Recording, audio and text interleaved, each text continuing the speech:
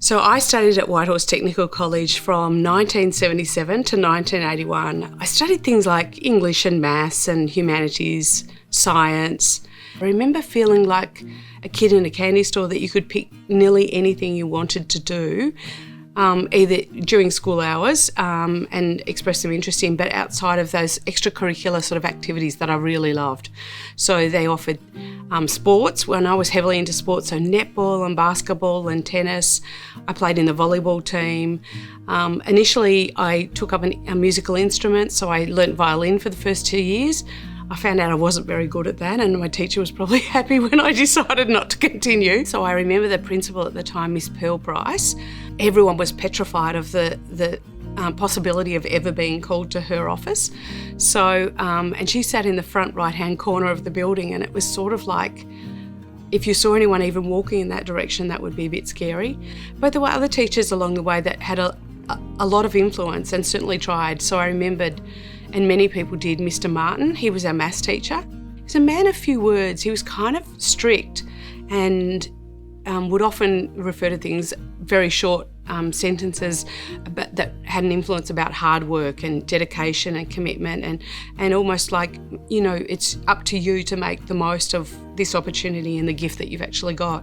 There were sayings that he became quite famous for, Mr. Martin's memes, but I think, I don't know, on some subliminal level they actually really do sink into a young, impressionable teenage girl. One of the things that I really loved about the school, because they became aware that obviously girls need to be socialised from a certain point in time. So I think from about year 9 or 10 they started to organise a couple of socials each year, and they would invite along Blackburn Technical Boys School to join with our school, and we'd have a disco. And they were kind of like a highlight of the social calendar for the girls at the school. And I remember practicing in this huge lounge area that we had to dance. So we had some cool moves, and we all knew how to do the nut push or whatever it was we needed to do. And then we all would very carefully pick our outfits and make sure we looked, you know, pretty gorgeous, or as best we could for the night. But I think the biggest thing that I learned about the environment at Whitehorse Tech was how important friendships are. It felt like, you know, there was 100, 200 girls that were sort of all friends on some level.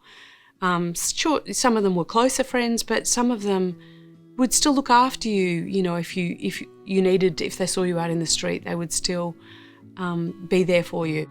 When the time came for me to think about going to university in my mid-20s, I kind of felt really confident. I just had needed to get a little bit of work experience. I'd travelled, I'd been to Europe for a year, and I drove around Australia for a year when I was 25.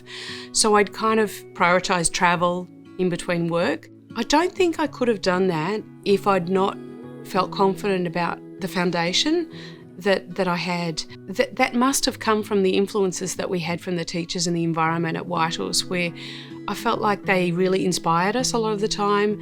I felt like we had to be courageous a lot of the time, across the whole spectrum of school and being involved in the sports, and they really wanted you to be able to achieve your best. And so it was an environment that really built a level of resilience and confidence in girls, I think, that still today sort of is a test of time. And I can only say that I think that came from that period in my life.